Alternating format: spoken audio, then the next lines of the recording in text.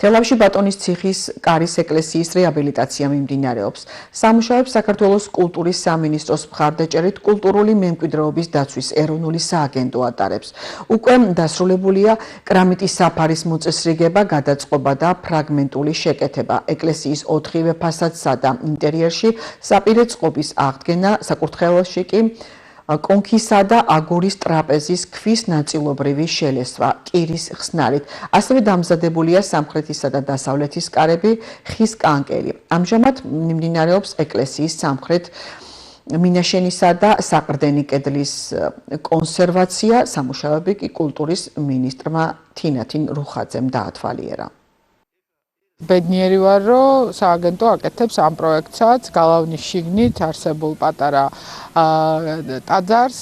ძალიან მნიშვნელოვანია, რომ ჩვენთვის პატარა და დიდი არ არსებობს ისტორია მთლიანად არის მნიშვნელოვანი და მივესალმები იმას, რომ ბევრი რესტავრატორი და ბევრი ადამიანია ჩართული მსგავს პროექტებში. იმედს ვიქონიებ, რომ ნამდვილად ადგილობრივ თვითმმართველობასთან, ეპარქიასთან და ყველა ჩართულ მხარესთან ერთად მივიღებთ ძალიან კარგ გადაწყვეტილებებს. შემდგომშიც აქაურობის, მეტი განვითარების ყველა მხარე ვართ ჩართული იმისთვის, რომ ძეგლის ინტერესი და ჩვენი ქვეყნის ისტორიის გამდიდრების, წარმოჩენისთვის და პოპულარიზაციისთვის ყველაფერი ვაკეთებთ. ბატონის სასახლის აღდგენა, კეთილმოწყობა, მოწესრიგება არის ძალიან მნიშვნელოვანი. ეს ეკლესია კეთილმოწყობლის სახელობის იყო დიდი ხნის განმავლობაში შეუკეთებელი, მოულელი.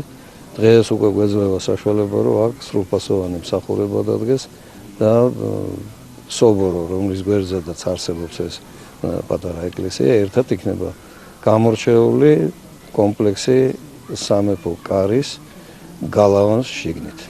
მოხდა არსებული დაზიანებების აღმოფხვრა, კერძოდ დაზიანებული კედლის გადაწყობა, ამოგოზვები, მზადდება ხის ახალი კანკელი, ხის კარები, რომელიც უახლოეს პერიოდში დამონტაჟდება, ასევე მოეწყობა იატაკი და ამით ძეგლს შეუნარჩუნდება, ასე ვთქვათ, მდგრადობა.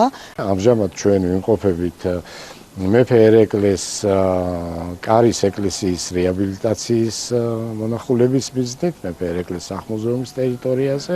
რა თქმა უნდა, ყველა ეს ასეთი მშენებლობები და რეაბილიტაცია ჩვენი კულტურული ძეგლების არის დიდად მნიშვნელოვანი.